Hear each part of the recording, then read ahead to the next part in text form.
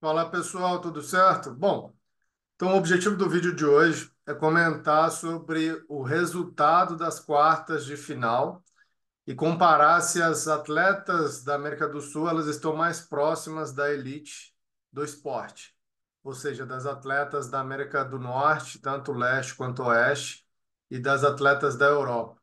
Lembrando que essa análise eu peguei o top 10 de cada uma dessas regiões e fiz a média para fazer esse cálculo.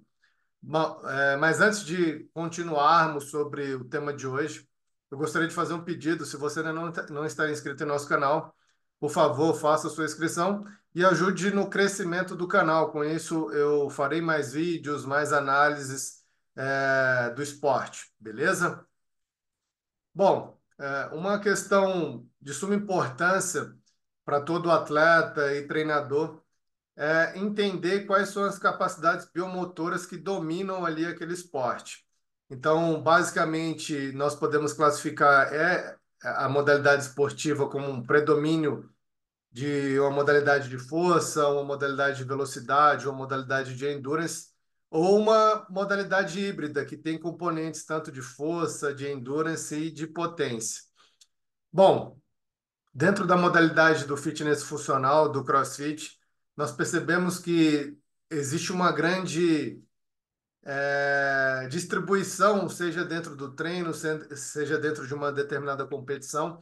As competições boas mesmo, que realmente querem testar a capacidade física do atleta, se ele realmente é o atleta mais fitness, ela realmente irá explorar tanto a valência da força, da potência, da resistência muscular localizada e da capacidade cardiovascular. E dentro dessas valências, vocês podem explorar, talvez, alguns domínios, como, por exemplo, o domínio da ginástica. Se você quer realmente avaliar se ele tem uma resistência muscular localizada para determinado elemento da ginástica, ou não.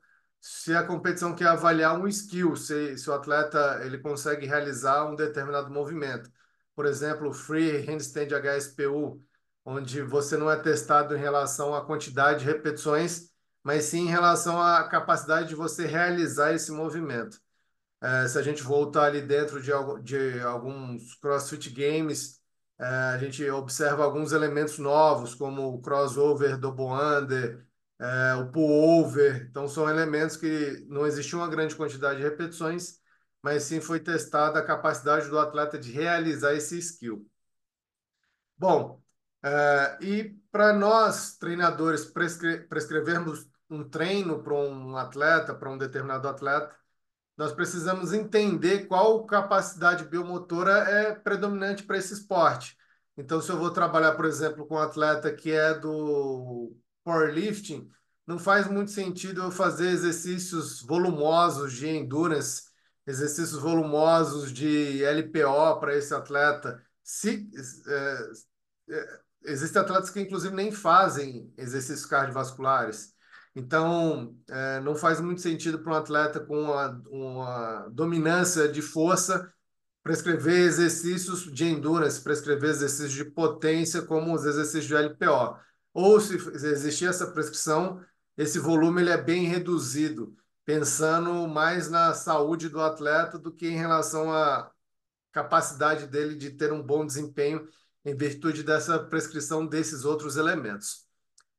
Bom, e aí no CrossFit, hoje nós já entendemos que é um esporte híbrido, que o atleta ele não pode ser dominante em uma dessas valências, e não trabalhar as demais valências para que ele consiga evoluir no esporte. Então, por exemplo, aqui no Brasil tem atletas extremamente fortes, com cargas tanto de exercícios básicos quanto de exercícios de potência bem elevados, muito próximos da elite ou até maior do que da elite mundial, mas, em contrapartida, se a gente for olhar a capacidade cardiovascular deles, é uma capacidade cardiovascular pífia, ou seja, bem abaixo da elite mundial, o que distancia muito a capacidade dele de buscar uma vaga ou se classificar para essa competição, ele irá ficar muito atrás no leaderboard, ou seja, ele não irá competir, ele irá participar desse evento.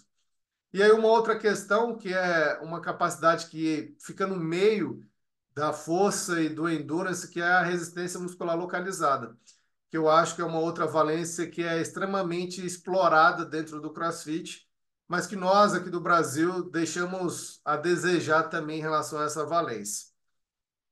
Bom, agora fazendo uma análise dessas provas, vamos analisar cada uma dessas provas e observar qual foi o resultado da América do Sul no feminino dentro dessas provas. Então, a primeira prova foi uma quantidade máxima de repetição dentro de cada minuto. Então, no primeiro minuto, máximo de snatch, segundo minuto, máximo de calorias no remo, terceiro minuto, máximo de dual dumbbell box step ups, e com 1 minuto de intervalo de descanso. Isso realizado durante 4 vezes. Então, esse workout foi um workout que mostrou muito a capacidade de trabalho em estado de fadiga. Então, resistência muscular localizada em estado de fadiga. E aí, né? O que vocês julgariam em relação à América do Sul, se teve um bom desempenho ou não? Então, como eu já falei, aqui no Brasil nós temos uma deficiência em relação à resistência muscular. Isso mostra aqui a nossa diferença em relação às outras regiões. Então, aqui, ó, em relação à Oceania, né, ficamos atrás 12%. Em relação à Europa, 17%. África, 2%. América do Norte, Leste, 15%. Oeste, 15%. E a Ásia, 6%. Então, todos os gráficos que estarão em vermelho significa que a América do Sul perdeu. Todos os gráficos que estiverem em verde significa que a América do Sul ficou à frente dessa região. Então, isso mostra aqui, ó, que na Europa e na América do Norte nós tivemos 15 a 17% de diferença. Então, esse é um valor muito relevante se a gente pensar em termos competitivos. Você ficar 20% atrás é absurdamente distante dentro de uma competição.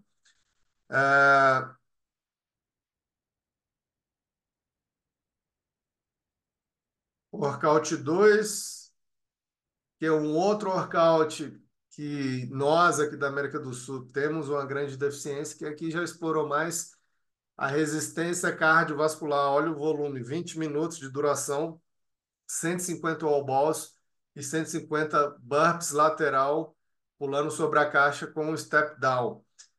Isso dividido em 3 rounds. Então, cada round com 50 repetições de wall ball, 50 repetições de burpee. Então, eu já esperava aqui que a América do Sul não tivesse um bom desempenho. Então, agora comparando com as regiões. Novamente, Oceania, 7%, Europa, 13%, América do Norte, Leste, 14%, Oeste, 8% e Ásia, 2%. Nós ganhamos apenas da África, 4% à frente delas. Bom, esse resultado ficou próximo do resultado anterior, então aqui variou entre 13 a 14, entre menos 8% e menos 14% na região da América do Norte e da Europa. Então, demonstrando aí novamente que estamos um pouco atrás, agora mais em relação à capacidade cardiovascular, na outra foi a resistência muscular localizada. Então, lembrando que não é uma prova 100% de resistência cardiovascular, teve uma mistura ali de wall ball, e o burpee ele acaba contando ali também um pouco de resistência muscular, mas era a prova mais próxima de uma capacidade cardiovascular dentro dessas 4 provas.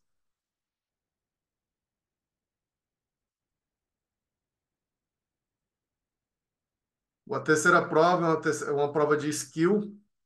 Então foi uma prova que quem tinha um domínio ali do handstand push-up, da subida da corda e principalmente do ring muscle up, que foi o movimento que ficou por último. Tiveram vários atletas que chegaram rápido no muscle up, mas travaram, não conseguiram ir muito bem. Então era uma prova predominantemente de resistência muscular, focada mais no skill, na sua capacidade de desempenhar em relação a determinados movimentos de ginástica. Então, olhando aqui, a América do Sul em relação às outras regiões. Oceania, 11%, Europa, 20% negativo, 21% na América do Norte no leste, 12% no oeste, e estivemos à frente da Ásia 3% e da África 10%. Então, se pegarmos as outras provas, essa prova é onde nós tivemos uma distância maior em relação à potência do esporte. 21% no leste da América do Norte e 20% da Europa.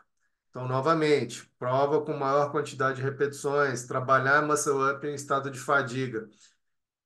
Isso mostra que nossa capacidade de desempenhar movimentos complexos de ginástica em estado de fadiga não está tão bem trabalhado em relação às outras potências do esporte. E a prova final, essa era uma prova que eu estava com expectativas boas aqui para a América do Sul, porque as nossas atletas são atletas fortes, então, um PR muito alto, tanto de snatch, clean and jerk, exercícios básicos. Mas, como eu falei, nossa capacidade de trabalho com grandes quantidades de repetições, isso que é o que acontece quando nós fazemos um trabalho mais específico de resistência muscular. Nesse caso aqui, voltado para o barbell cycling, mostrou que nós estamos atrás também da elite do esporte. Então, por mais que nós tenhamos um PR bem alto, quando trabalhamos com cargas relativas, né, cargas que não é próximo do PR, isso mostra que nós estamos atrás. Novamente, 17% aqui da Europa, 17% da América do Norte, tanto oeste quanto leste, e 9% em relação à Oceania. Só ficamos à frente da África e 1% em relação à Ásia. Então, mostrando mais uma vez que, basicamente, em todas as provas, estivemos ali algo próximo de 15 a 20% atrás da potência do esporte. Se fosse um PR de um RM, né, eu acredito que nós poderíamos brigar com essas potências, Europa e América do Norte. Mas como foi capacidade de repetição, de aguentar fazer um máximo de repetições em estado de fadiga com cargas relativas, cargas relativas não, carga absoluta, né? Que foi no masculino foram 245 libras, no feminino, deixa eu olhar aqui qual foi a carga final, 165, então 165 libras. Que para algumas atletas aqui da América do Sul, talvez correspondesse ali a uns 70% de um RM. Então isso mostra que mesmo com uma carga que relativamente para essa atleta não era tão alta, ela teve dificuldade, elas tiveram dificuldade em fazer um maior número de repetições. Então, isso mostra o quê? Que para nós avançarmos em relação à potência no esporte, em não pensarmos só em quantidade de vagas que temos disponíveis, em ficarmos felizes pela classificação, beleza, isso é um passo importante. Mas com o passar do tempo, classificar já não é mais o bastante. O atleta que antigamente tinha uma classificação para o Games e que era vangloriado pela essa classificação, que tinha disponível patrocínios, que tinha uma grande visibilidade porque tinham poucos atletas, ou até então nenhum atleta tinha classificado. Com o passar do tempo, isso vai diminuindo, porque a quantidade de atletas com classificação vai aumentando. Então, quem conseguirá ter destaque dentro da elite do esporte brasileiro, da América do Sul, serão os atletas com destaque em relação ao desempenho, e não só a classificação. Por quê? Porque as atletas têm classificado, mas têm uma grande dificuldade em disputar posições no topo do leaderboard. Então, para que isso aconteça, eu acredito que a mentalidade dos treinadores, a mentalidade das atletas, elas precisam entender que o trabalho de força ele é importante, mas não é o determinante. Se nós quisermos ter destaque, está na hora de começarmos a trabalhar mais a capacidade cardiovascular e trabalharmos mais a resistência muscular localizada, capacidade de fazer uma maior quantidade de repetições em estado de fadiga. Bom, e nos próximos vídeos, eu com certeza quero trazer um artigo falando sobre o trabalho da resistência muscular localizada, como que esse trabalho é feito, como que nós conseguimos melhorar em relação a isso. Espero que vocês tenham gostado e, mais uma vez, se você ainda não está inscrito, faça a inscrição aí em nosso canal do YouTube e nosso canal do Spotify. Muito obrigado.